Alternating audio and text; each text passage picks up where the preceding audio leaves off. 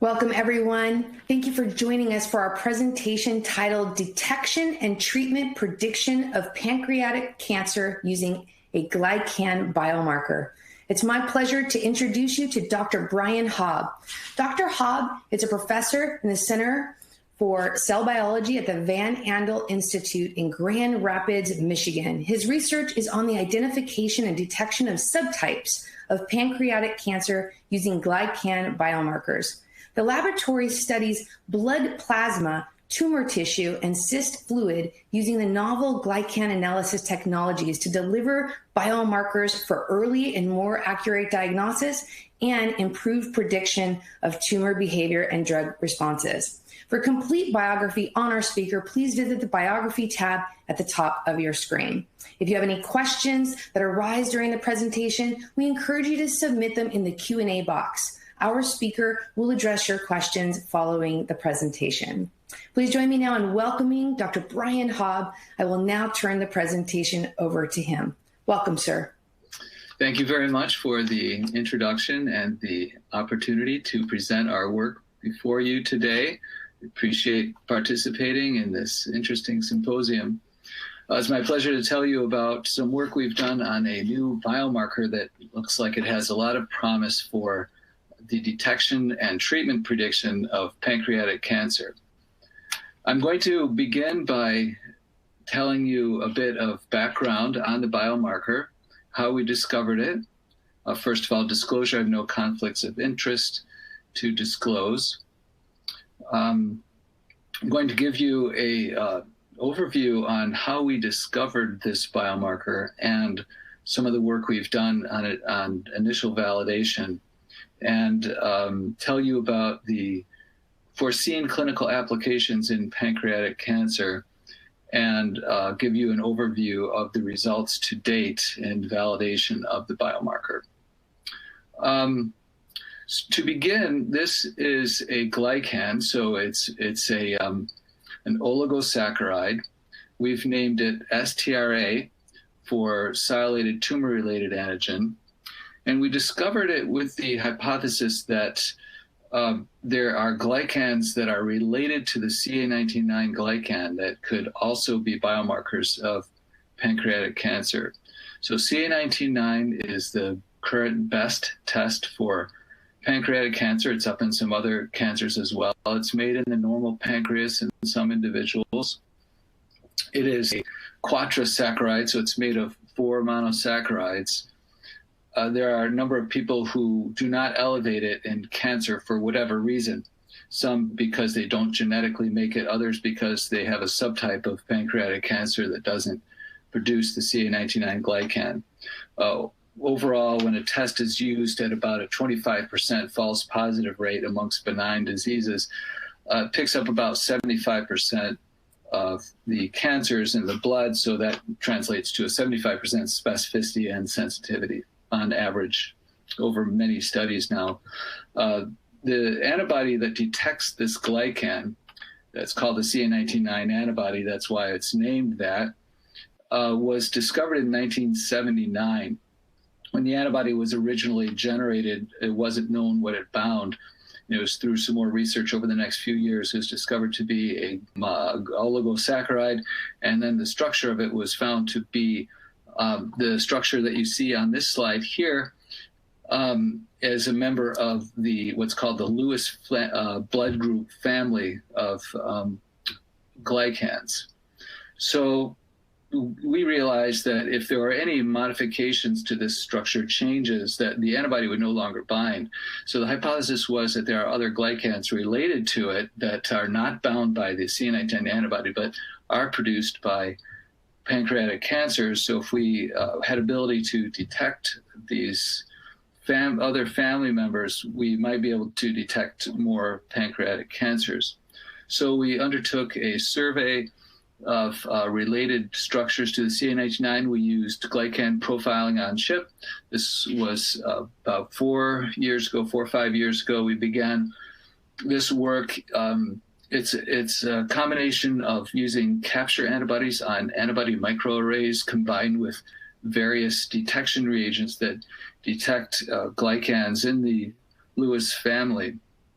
And it's nice because you can detect a lot of combinations of antibody and detection lectins over many blood samples or tissue samples. So it's a nice, highly parallel and high throughput method. So screening through a number of different potential glycans that could be biomarkers, we came up with some good candidates. And this is a summary slide here from our 2016 publication, where we have the patients in the columns and the various potential biomarkers in the rows. And a red box means these are blood samples. A red box means the level was above a high specificity threshold set for that row at 1 false positive. So you see on the right side are the controls, and there's 1 red box in each row. So the threshold was set to give high specificity, low false positives. And you can see here that the top row, SLEA is the technical term for the antigen bound by CA19-9. So the top row is CA19-9. And you can see at this high specificity, there's a fairly low sensitivity. There's a lot of yellows, meaning there's a lot of patients who are not elevated in it. But what you can notice here is that for the patients, many of the patients that are not elevated in CA19-9, they are elevated in some of these other rows. And these are other glycans in that family, the Lewis family. And we focused in particularly on one that was related to CA19-9 in that it did not have a fucose like CA19-9, but yet it was built off the type 1 chain. We give a technical abbreviation for it here. And you can see that it picks up both in early stage cancer, which we define as stage 1 or 2, which is resectable cancer, and late. In both of those, it picks up a lot of the ones that are not detected by CA19-9. So more information on the structure. Here's both the 3-dimensional representations as well as the symbolic cartoon graphs of the antigens themselves, CA19-9 and sTRA.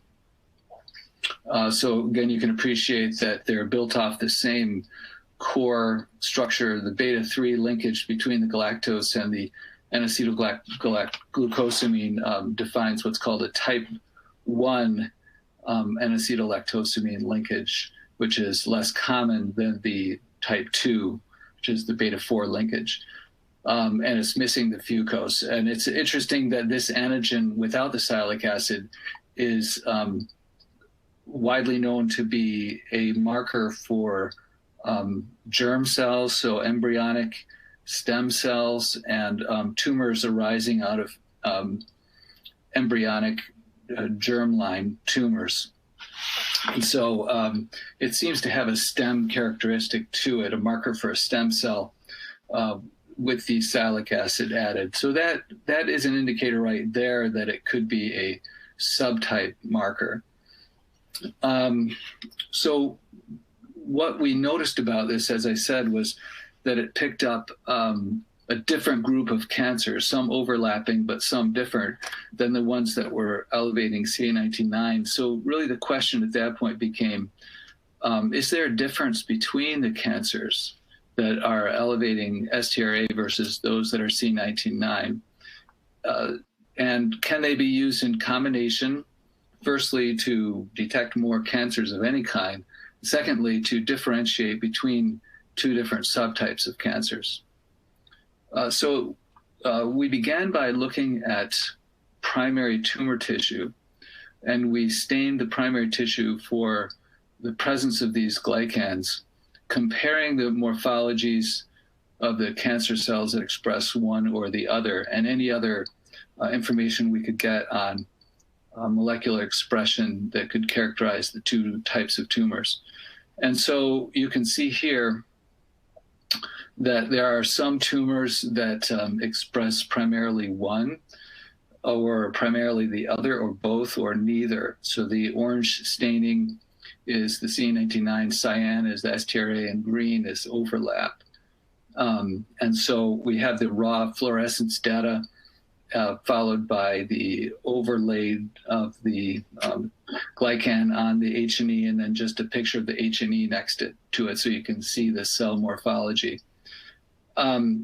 We found that looking over many, many tumor samples in multiple TMAs, this is our 2017 publication, there were morphological differences between the tumors that expressed primarily sTRA versus those that were neither or CA19-9. sTRAs tended to be have a foamy large cytoplasm or to be poorly defined small incipient glands or invasive glands.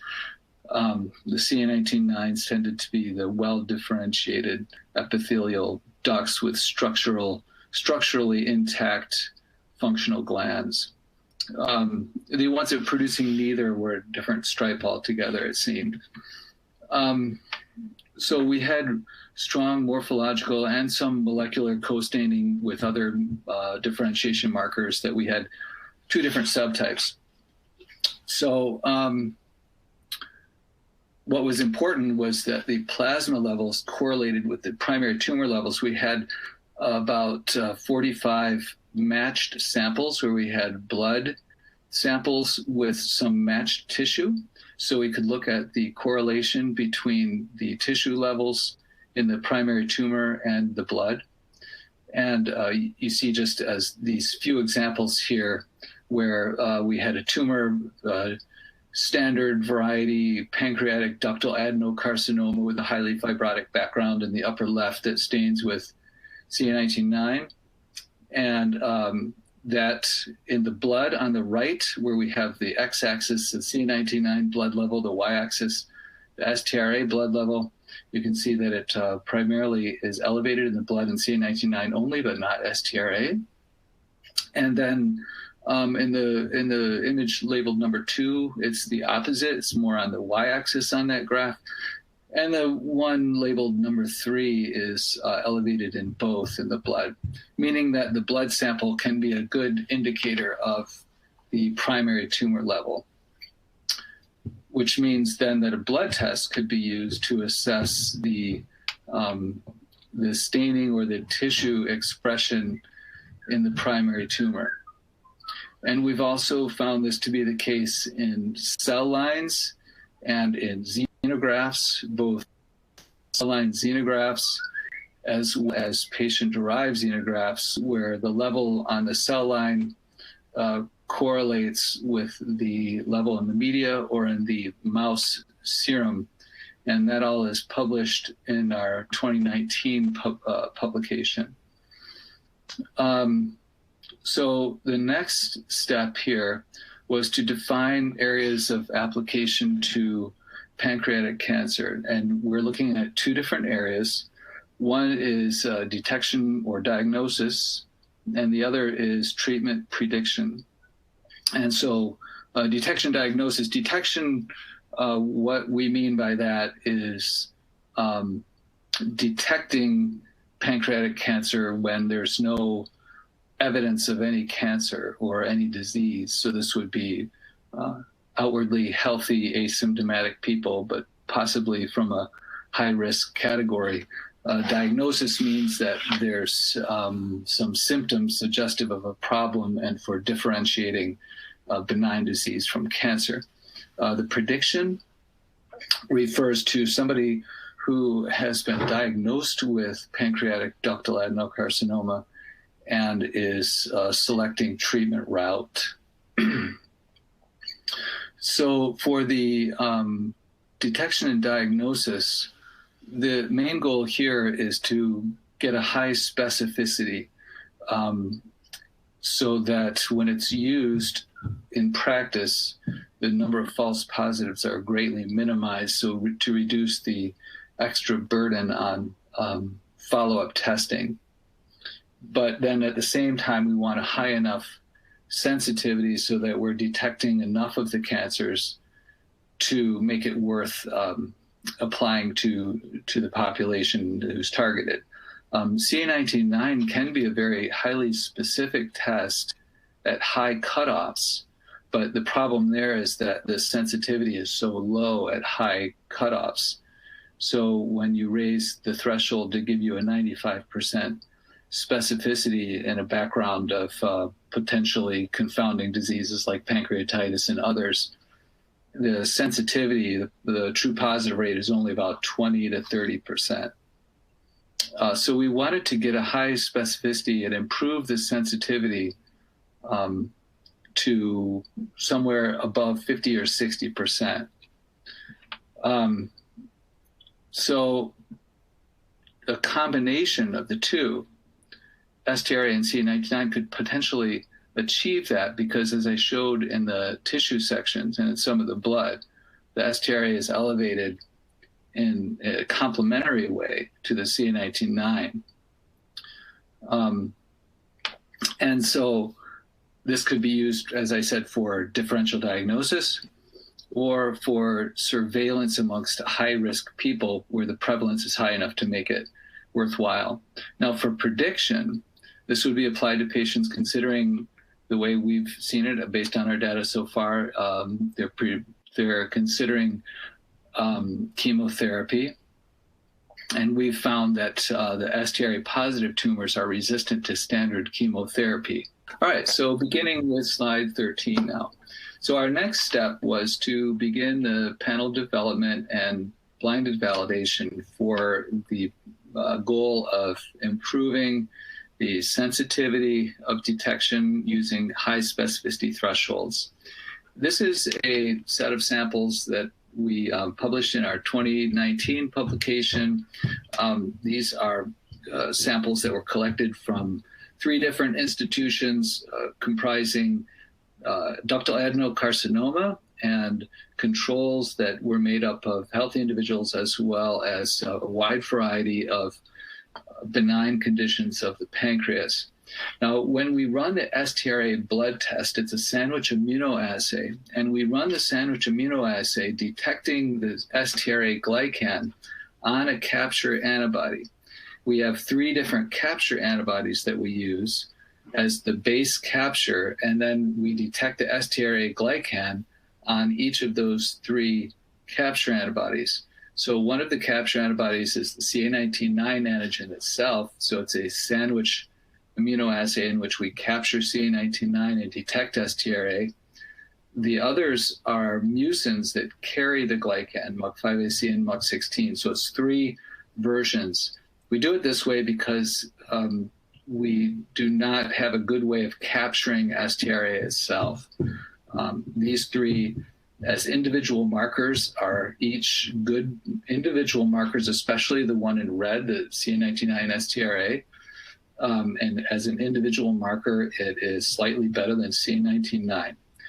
The key with all 3 of these, if you look at panel B now, is that they're complementary. And what we have here is, in the x-axis is standard CA19-9, and the y-axis is the sTRA antigen for each of these 3 immunoassays, and you'll see that they are anti-correlated. And this is good because the red dots are cancer, black are the controls. So you can see there are cancers that are elevated in one or the other. And it's that complementary nature that means that if you bring them together, you're going to detect a higher number of cancers than either one alone. So you don't want them correlated, because then they would just detect the same cancer. So this is what we wanted to see. And now by setting proper thresholds for each of those markers, you can then detect a higher percentage of patients. And in panel C, that's what we did. This is the same type of graph where the columns are patients, the rows are the markers. Top row is CA19-9. Then we have the CA19-9 sTRA immunoassay, and then the MUC5AC sTRA immunoassay. And you can see that the second and third rows pick up some patients. The yellow means above threshold, the red is below. And then the gray and blue row indicates whether a patient was elevated in any one of the 3. So if a patient is elevated in any one, or 2 or 3 of the 3 markers, it's classified as a case, and gray is not. And you can see that there's a good sensitivity with high specificity, only 2 false positives in the panel. For comparison, CA19-9 alone did not do nearly as well at a similar specificity. So in the panel training set, next slide, you'll see that you'll see here that we improved the sensitivity to 63% over 47. This is a really good performance actually for CA19-9. I think it just depends from set to set. This was a set that had better than some other sets that would be more like 30%, as I said. And so this was setting our thresholds and combination rules that we were using. Then what we did was we had another set that was blinded, and we ran our assays and made calls without knowing anything about the samples. So we sent back to the statistician, we think this is cancer, we think this is control. This is the rigorous way to do the validation. And then when we did that, you'll see in the next panel there that the performance of the blinded calls without any, this is using the thresholds derived from the training set, making blinded calls, we had a statistically significant improvement in sensitivity over CA19-9 alone. This is the most rigorous validation that can be done. And it's the first time that there's been this kind of validation of an improvement upon CA19-9. Anytime any suggestion in the literature has been made of improvement over CA19-9, it's using unblinded data, analysis after the fact. This is using upfront predefined thresholds and classification rules with statistically significant improvement. This is in our 2019 publication. We followed this up on several sets now. We've seen this in many different sets of samples. So we're quite confident that we have a combination test that improves upon CA19-9.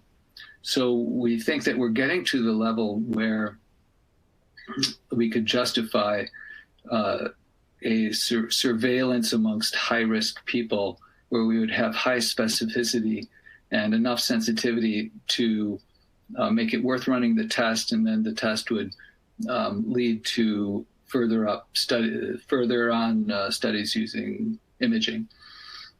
So I'd like to tell you about predicting chemotherapy responsiveness using a pretreatment blood test. So it's encouraging that using chemotherapy, the modern chemotherapies, there are some responses.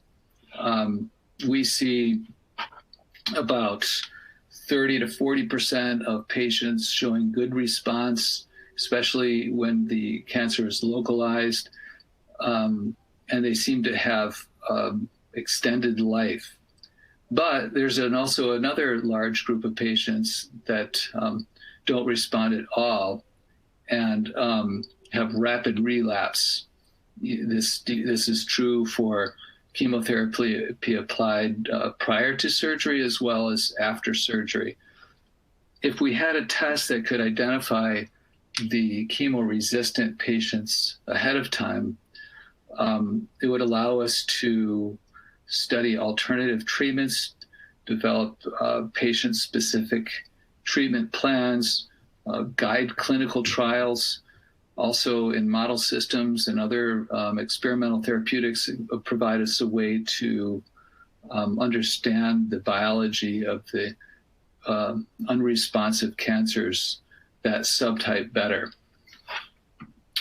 So we found here in another study in which we were using samples that were collected prior to the beginning of neoadjuvant therapy, that we saw as individual markers, we saw elevations in cancer versus control. But the key was that we saw more positives in the patients that were non-responsive or had rapid relapse following chemotherapy compared to those that did not. And so you see here that using the sTRA markers, the three versions of sTRA, we see high elevation in 2 or 3 markers. In 50 to 60% of the patients that had rapid relapse, and in a very low percentage of the patients that had long responses. So those are the controls on the right. Very few of them, only 1 or 2, are elevated in more than 1 marker. But on the patients on the left, where they had rapid relapse, so they're non-responsive, in the combined sets, about half of those patients were elevated in 2 of the tests. So this is also shown in analysis of survival curves, where if they're positive in the panel, so that's the patients that were blue in the bottom line, the panel call was positive. We see they have there's a line that has rapid decline, so very short survival, versus the red line, those are panel negative. They had longer survival. This is in 2 independent sets. Now, CA19-9 does not provide predictive value. This is well known from many studies. We're just using this as a comparison. CA19-9 is more of a tumor burden indicator. So it has some relationship with prognosis, but it doesn't tell you anything about differences in subtype of cancer. So it doesn't have any treatment prediction value, just some prognosis value. sTRA, in contrast, has value for differentiating a different subtype of cancer that is more resistant to chemotherapy. The blood data I'm showing you here is backed up by a lot of data in cell culture models, where we show cell culture models that are resistant to chemotherapy are high in the sTRA. And this is what we see right here, is that in a panel of 27 cell lines, we have them divided by sTRA or CA19-9 or neither. The cell lines that are with the cyan bars are sTRA positive cell lines. We have some that are both, and then the orange are CA19-9. Over all the studies that we've done in many different drug combinations, we see the IC50s, or the resistance, is higher in multiple different drug combinations, including FOLFIRINOX, gemcitabine, others, compared to the cell lines that are either positive in CA19-9 or neither glycan. So currently in these 2 areas, we're working on clinical assay development. We've been able to port this to a clinical assay with standard curves and controls, further testing in blinded sets. We also are working with pre-diagnostic sets. That means serum samples that were collected prior to any symptoms, any onset of symptoms. This would be replicating the situation where we would be doing surveillance amongst high-risk people. We also, on the prediction side, we're doing further testing of the lead panels, and we're also using this in tissue staining to see if the tissue staining assays are complementary to the blood assays for treatment prediction. So with that, I'd like to thank the lab members. This was led by Dr. Jungfeng Gao and others in the lab who've done excellent work. And my wonderful clinical collaborators, Dr. Brand at Pittsburgh, Dr. Singhi, many others, Drs. Evans and Tsai at Medical College, Wisconsin, and all the others that you see here, and funding through the NCI primarily, and other groups. So I thank you for listening, and I'd be happy to take any questions. Thank you, Dr. Haab, for that outstanding presentation. We will now move to the live Q&A portion of this presentation. And as a reminder, please submit your questions via the Q&A box.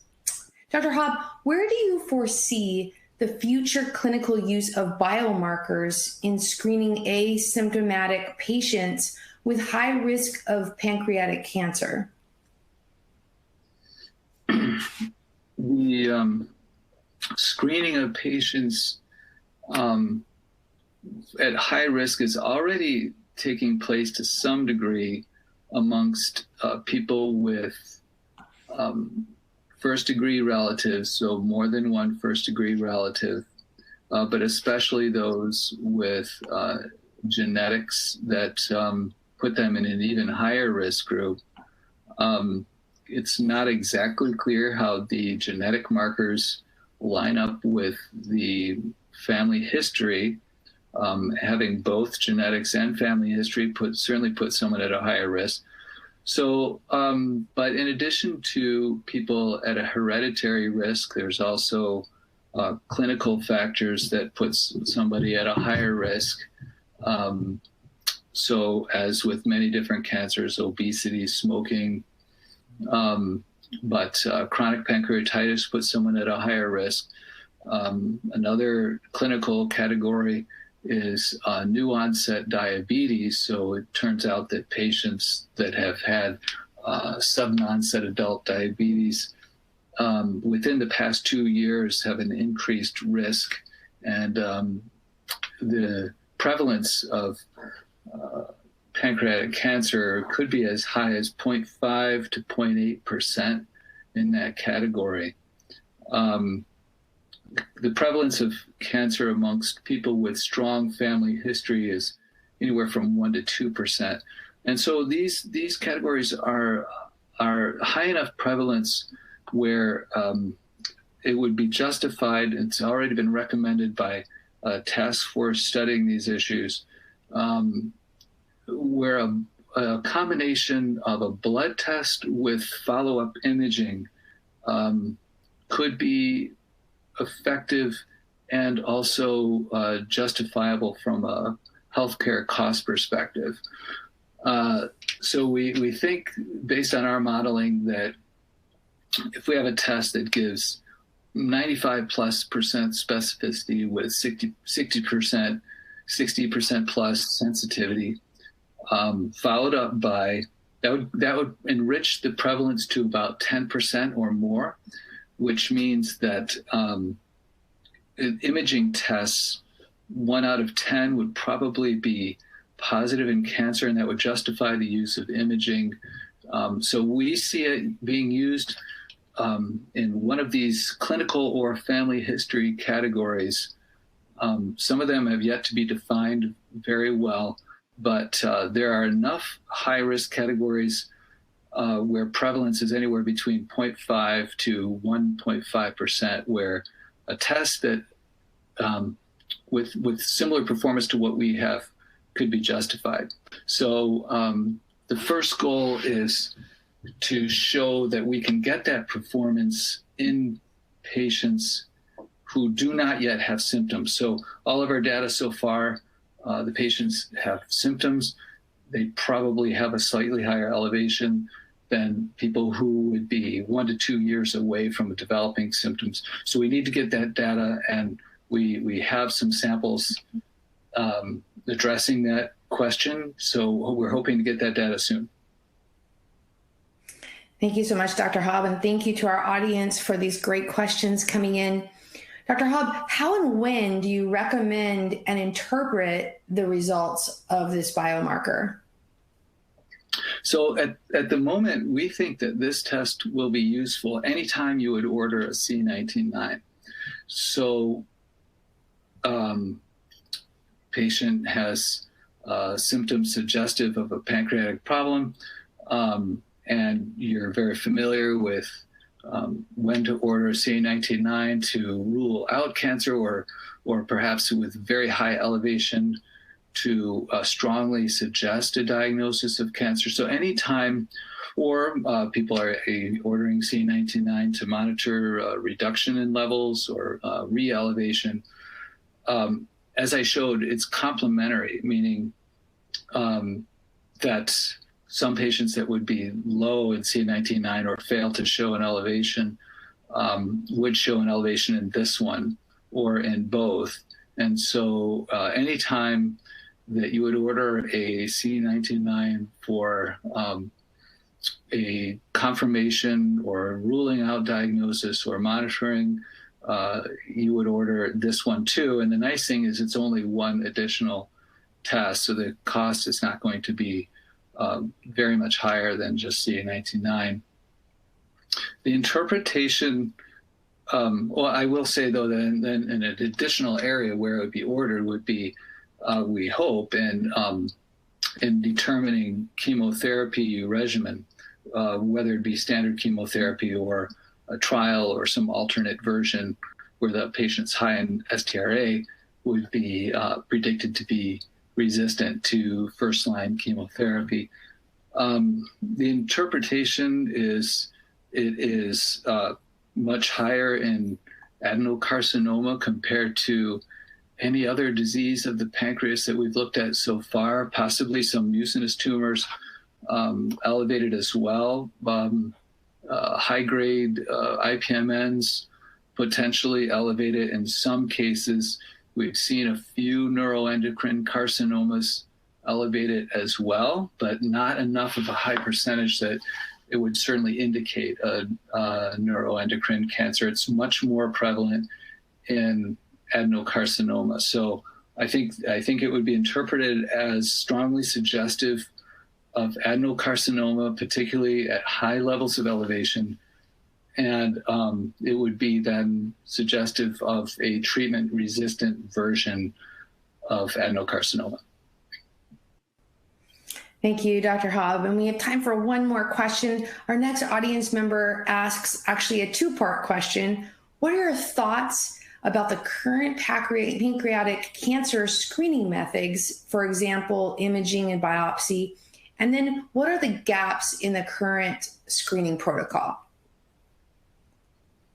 Well, imaging followed by biopsy seems to be useful when the prevalence is high enough, and it does seem to catch incipient cancer in some cases, and it seems justified in a strong family history setting. But I think if you were going to try to apply that type of protocol to patients more at clinical risk, like from chronic pancreatitis or new onset diabetes, I think the prevalence of disease in those categories would be too low to justify the cost of screening, because the imaging is a lot more expensive than a blood test. So you need to use it more sparingly. So I think currently no one wants to make a diagnosis unless they have an imaging confirmation, and if possible, biopsy confirmation. The biopsy has great challenges with the pancreas because of the difficulty in obtaining a good biopsy. Often the correct area is missed, and even if cells are obtained, it can be inconclusive because of the quality of the sample. So, and it can also induce a lot of, has risk of side effects, introducing other problems, some morbidity, so, or seeding the tumor. So pancreatic biopsy is by no means totally easy, foolproof, benign procedure. So the blood test really has huge advantages over that. So we hope that a good blood test being used in combination with imaging and or biopsy would be a great improvement over just those other methods. And what was the other part? What are the gaps in the screening protocol? I think the gap is a good low-cost blood test. So that's where we're hoping to fill in that gap. because CA19-9 is not good enough to be used in screening. So certainly a low-cost blood test used in combination with imaging biopsy is a huge gap. Just the fact that it seems like there is a subtype of adenocarcinomas that don't elevate any marker that we know of, and that really seem to be a different subtype altogether. And so developing some better understanding of all the subtypes of pancreatic adenocarcinoma is a big goal. We know for sure a couple of these subtypes. sTRA seems to be elevated more in one of them, and then sTRA, and there's much work going on in other areas about subtypes. But it seems like there's a group of cancers where it's very hard to understand exactly what the nature of that subtype is, and there's no good way to detect them. So I would say a low-cost blood test and just a better understanding of all of the subtypes of adenocarcinoma. Dr. Haab, I want to thank you for your presentation today. Would you like to provide our audience with any closing remarks before we end today? So just keep watch on what we're doing. This is really an up-and-coming biomarker, and I'm hopeful that this will be valuable for patients and doctors and help the field. So thank you very much. Thank you. Dr. Brian Haab, thank you again for your presentation and for your important research. And I want to thank our audience members for their outstanding questions today. We hope you found today's presentation to be informative and insightful. This presentation will be available on demand viewing. Don't miss out on the other valuable presentations on our agenda, and visit the agenda tab in the auditorium for a full listing. Thank you again for your participation. Until next time, take care. Be safe. Bye-bye. Okay.